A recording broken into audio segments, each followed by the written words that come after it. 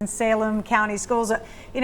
We talk about Winston-Salem Forsyth County Schools, Kelly, and we've talked so much about the budget issues. We've talked about declining enrollment and these school board seats that are up for grabs, all 9 of them, dozens of candidates vying for them. Tell us more. There are 37 candidates in this race, but that pool has now been narrowed down. Now, there are 3 candidates who are guaranteed to move on. So those folks, they're not up tonight. They're not waiting on these results. But 13 folks are learning that they are likely headed to the November election. Again, these are unofficial results. We are still waiting for provisional ballots to come in, still waiting for that canvass period. That's really important in a school board race with so many people in it, because just a few votes can really make a big difference. You're getting your first look here at the at-large Democratic race. You're seeing the front runners there: Rhonda Mays, Valerie Brockenbrough, and Elizabeth Motzinger. Now, these are all folks. Rhonda Mays and Valerie Brockenbrough are both frequently at school board meetings. They are very, very involved in this community. And Elizabeth Motzinger, she is a former school board member, so strong name ID among voters there. Now, turning to the District 1 Democratic race, this is really interesting. The 2 folks who came out on top, and there are 2 seats on the school board, are 2 incumbents. You have Travonia Brown Gaither and Alex Bohannon, who is the vice chair.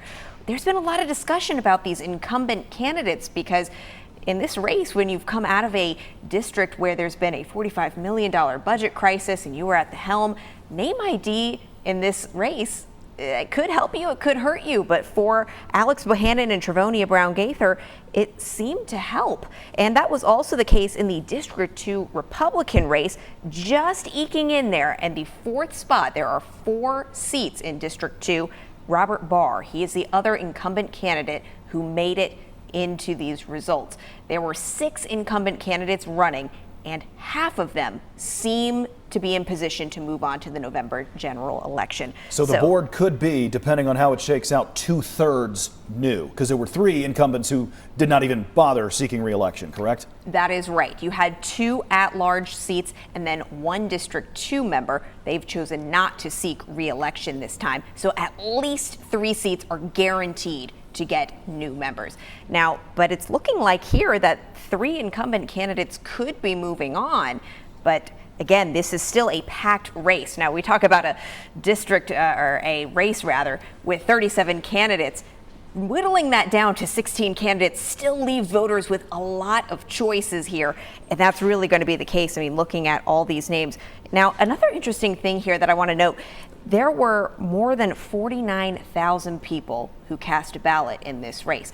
Now, when I talked to voters, there were really 2 things on their mind: the U.S. Senate race, which we, of course, have noted this is very, very high profile. But the other thing was they were going straight to the bottom of the ticket and talking about this school board race. And I think it's really key to highlight why. This is a school district of more than 49,000 students. It is the 4th largest public school district in the entire state of North Carolina. And when you have a budget of this year, at least, of more than $707 million, and you're coming out of a crisis of more than $45 million, this is on a lot of folks' minds. Folks want to send their children to good schools, strong schools, and this doesn't just affect parents and families. This affects businesses too, because that draws folks in when you see that there's a strong public school system. So a lot was riding on this race. And again, you're just seeing that in these results, that there are just a lot of interest, a lot of folks turning out in this race. Were a lot of candidates capitalizing on that, the fact that a financial background could be an asset here? Absolutely. One thing I heard repeatedly in these interviews was, I come from an audit compliance background. I come from a corporate management background. And you were seeing some of these candidates. I want to turn to the District 2 Republican race, because you were seeing the front runner there with 15% of the vote. I mean, a really large gap in this race to the second runner-up, right? Robert Weiss, he talked extensively about his corporate background, his experience on Wall Street even, and he's coming out on top in that District 2 Republican race. District 2 is everywhere in Forsyth County. That's really not the center of the city of Winston-Salem. So these candidates on the Republican and Democratic ticket, both of which I note are very, very packed, were having to make appeals to voters from Clemens to Rural Hall to Kernersville. So they really had to make a broad appeal there. So you're seeing, again, a lot of those folks with both educational and that corporate finance background. Kelly, obviously a different race than Paige Berger, but we're looking at some of these, and I'm looking at the percentage and the number of votes that separate second, third, fourth, fifth place in a pick 2 or a pick 3 race. A lot of these still to be determined. You could be in fifth place, and after they count the provisionals and absentees and do a canvass, a few dozen votes could propel you from fifth to third for a lot of these, couldn't it? That's absolutely right. And I think it's really interesting the timing of this. We have a school board meeting coming up this Thursday evening. Wow. So this was rescheduled. That there were some reasons that this was rescheduled from last week to this week. So some of these members are going to be coming off potentially losses or wins, or learning in the moment that they have just shot up or shot down in these races. So, I mean, it's really, really going to be interesting to see how those last few ballots that are coming in affect these races. Because as you said, I mean, some of them are just separated by dozens of votes. Kelly, leading up to this election, you spoke to just about every single candidate, all but one who couldn't make it because of the snowstorm that weekend that we had those conditions. What's the key takeaway from all this for you in talking to all these people? I mean, you've heightened the importance of all of this for obvious reasons, but what are some of the key takeaways that you can tell us about tonight? Well, I think one thing I noticed was I was hearing similar messages from a lot of these candidates, whether it comes to restoring the district's finances, restoring the community's trust, making schools safer. So it's really, really difficult to distinguish yourself in this race. I think that is one key takeaway.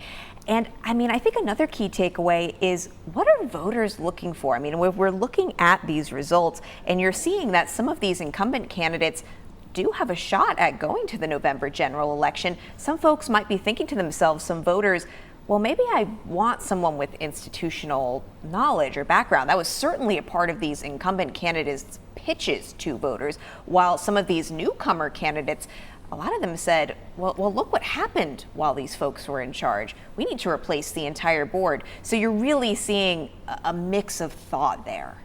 So just to tie a bow around this, 9 seats, all 9 seats up, 3 incumbents we knew entering tonight were not seeking re-election. So we're guaranteed to have 3 new board members. It looks like right now 2 incumbents are safely on to November, possibly a third as well, but lots of votes still to be counted. Is that correct?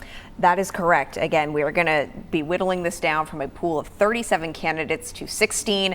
Still a lot for voters to digest after tonight, no doubt about that, but that is where things stand tonight. We're going to be breaking down these results as we continue, but this is what it is shaping up to be. And I think it's also interesting to note that, you know, when we first saw these first few ballots coming in, these votes really haven't shifted all that much throughout the evening. There was not major switching back and forth between these candidates. Of course, that could become the case as we get these provisional ballots in, but this has been pretty cemented throughout the night. And I mean, given that these are unofficial results. Kelly, we appreciate your hard work and making this digestible for everyone, because you've done such a great job breaking down some key components, things that are quite complicated, and making it easily understandable. So we really appreciate Thank you, tonight. Christine. It's a pleasure to be with both of you tonight. Yeah, a little peek behind the curtain here. Kelly is our go-to for all things school. Anybody has a question about anything related? Okay, we'll call Kelly. Find Kelly. Is she here? Is she off? Is it her weekend? Text her. She'll know the answer, and probably pretty quickly too. Kelly, thank you very much. And I hope to be able to continue to answer those questions for folks. You bet.